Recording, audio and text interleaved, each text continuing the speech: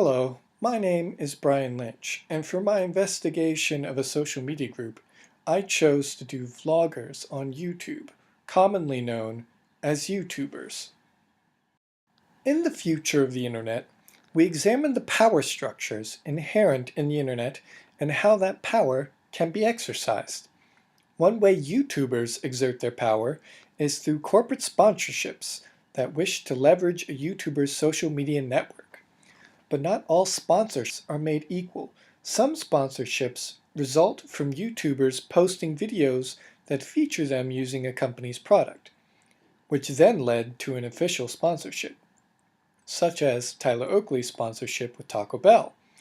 Others actually sought out YouTubers to spread the word about their product, such as Ford Motor Company's Ford Fiesta movement. There are also affiliate programs, such as Netflix and Audible, that form loose contracts with YouTubers, paying them for anyone who registers for the sites via a YouTuber's unique URL. Many YouTubers are affiliates of these two sites. Finally, there are sponsors that result not just from the influence exerted online, but also offline. Michelle Phan, a name we will hear again, was asked to take part in a Dr. Pepper commercial. An entity that traditionally only reaches out to high-rolling sponsors like Britney Spears or Taylor Swift reached out to a YouTuber. This is undoubtedly an expression of their power. Corporate sponsorships are all well and good, but Tim O'Reilly in Imagining the Future of the Internet argues for the state to create platforms to help bolster the internet. Interesting, for vloggers, it turned out to be the opposite. Instead of the state creating a platform for YouTubers, YouTubers create a platform for the state. Several prominent YouTubers were invited to the White House to speak to President Obama about healthcare and other issues that concern young audiences. Though the choice of YouTubers does seem somewhat arbitrary. This group is not the most subscribed on YouTube, nor is it the most educated, nor do they all have young audiences. Tyler Oakley and Hannah Hart have been seen as exemplary icons of the young gay community on YouTube. Michael from Vsauce is mainly an educator. The Fine brothers are true YouTube powerhouses with over 8 million subscribers, 7th on the top subscribe list, but they also actively make videos that engage adolescent, teenage, and elderly audiences. Finally, I really don't know why Epic Lloyd and Nice Peter from Epic Rap Battles of History are here. They do have a large subscriber count, more than the Fine brothers in fact, but they aren't nearly as topical or socially conscious as some of the others.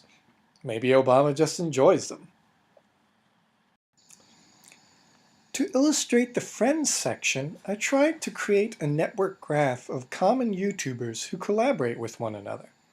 I wanted to see if the number of collaborators matched Dunbar's number of about 150. I set the requirements at 500,000 subscriber minimum and only collaborations within the past year. I quickly found myself overwhelmed at the scope. How do I treat beauty bloggers whose content is 80% haul videos, or what they got at when they went to a boutique? For that matter, what about Let's Players who do vlog-style content? What about musicians? Arguably, the Epic Rap Battle duo aren't even really bloggers. The main problem with making this graph is defining the boundaries. Overall, the image is a bit jumbled, and while certain avid collaborators are prominent, such as Shane Dawson, it is my hope that a completed graph would resemble this group of British-based YouTubers who collaborate widely with one another.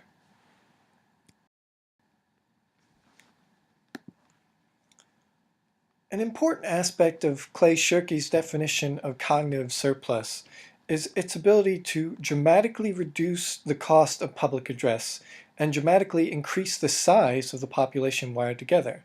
This means that we can now turn massive aggregations of small contributions into things of lasting value.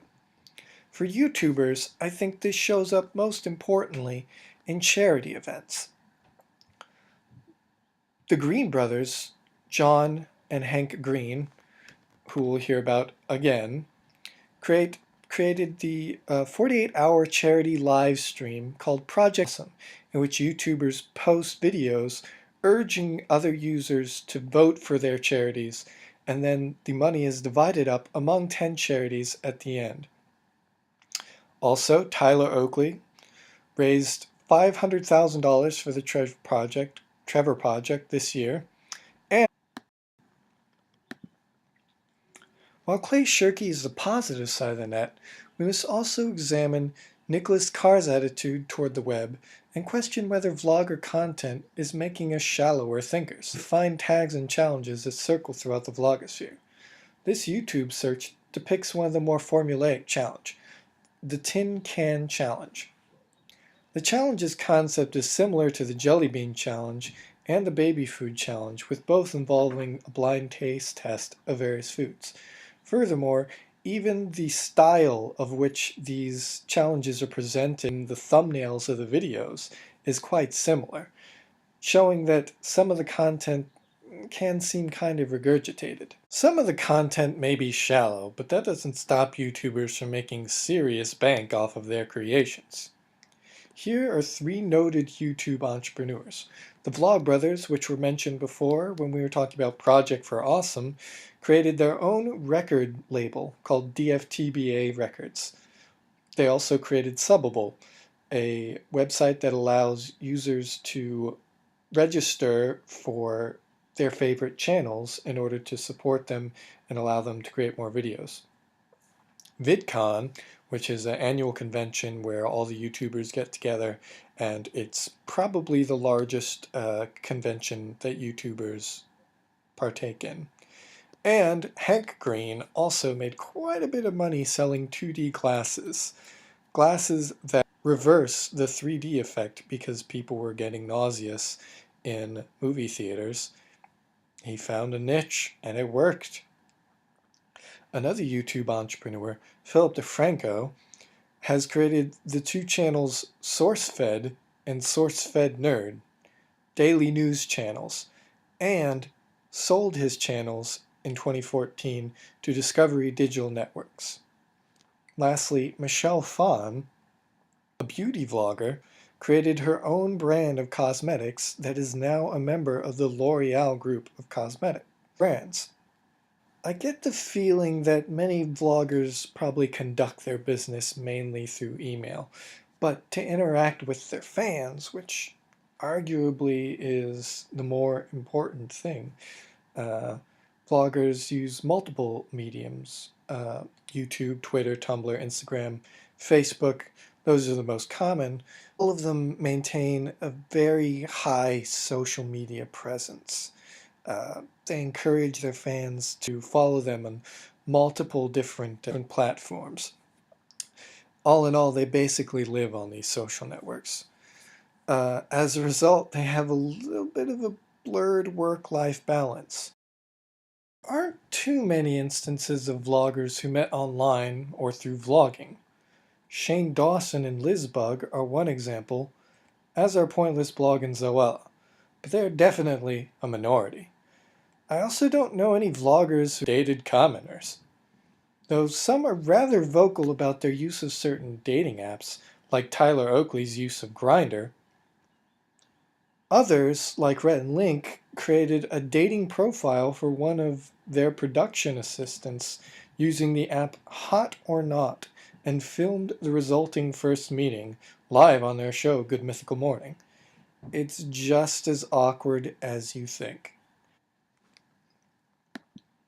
Speaking of ubiquity, or rather the opposite of ubiquity, why the heck would they want something like that?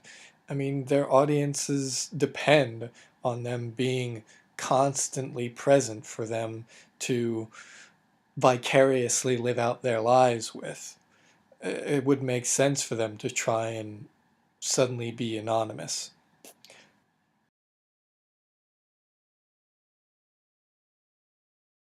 Combining the sections on big data and generation like, because I really don't know to what extent YouTubers do any kind of data crunching or uh, examine data.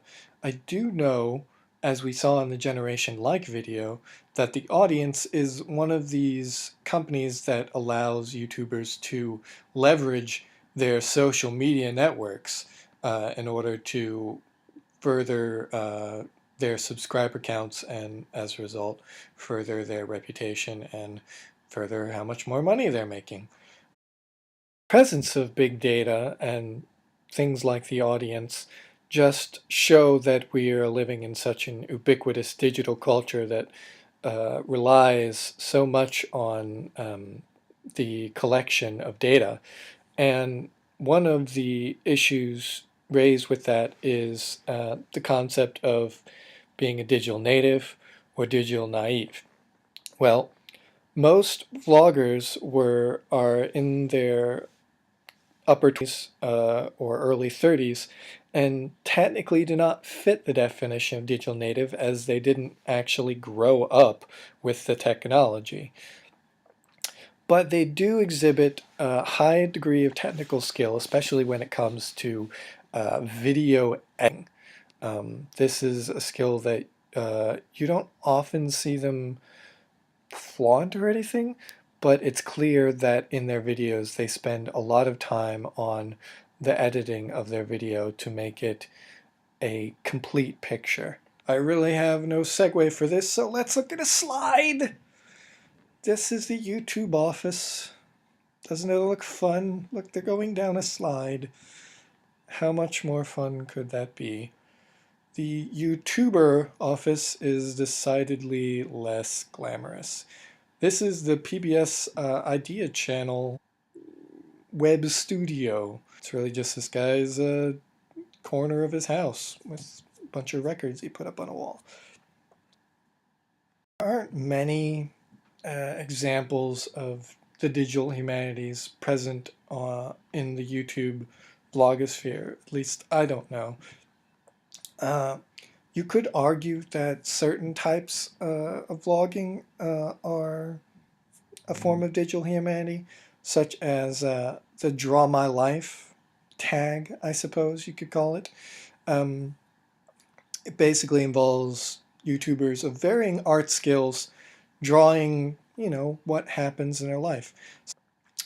On a more traditional digital humanities front, John Green, again, showing up here, actually his wife created the art assignment. His wife is a curator. She created the art assignment as a way to engage communities with different art projects.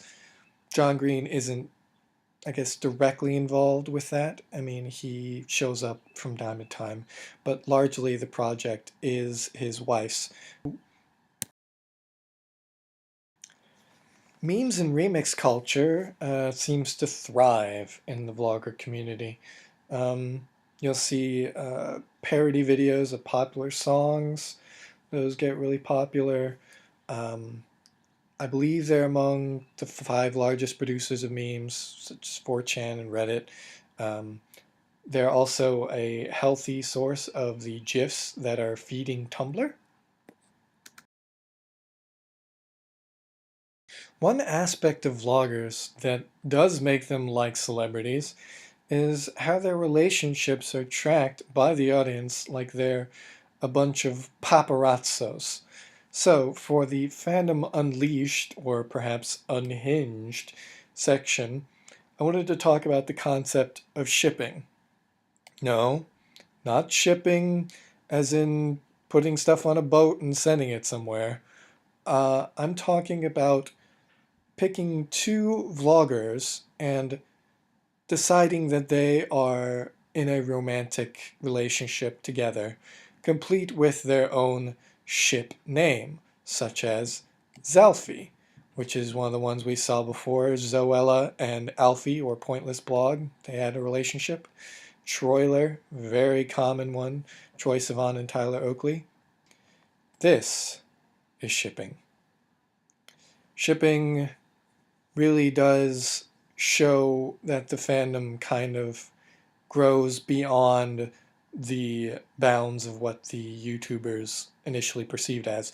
But they also actively support the concept of shipping Tyler Oakley is the one who comes up with a lot of these ship names as well. Clearly, the YouTubers embrace their fandoms even when they are somewhat unhinged. But, even with these unleashed fandoms, building their fan bases takes some time. And once they have built those large, loyal fan bases, this becomes, the primary driver for the YouTuber to produce content. And it also becomes a primary driver for why other companies are interested in them, why President Obama is interested in them, and becomes a way for YouTubers to ultimately express their power. And this, I think, is what the primary strength of YouTubers are, is their ability to leverage these large social media groups.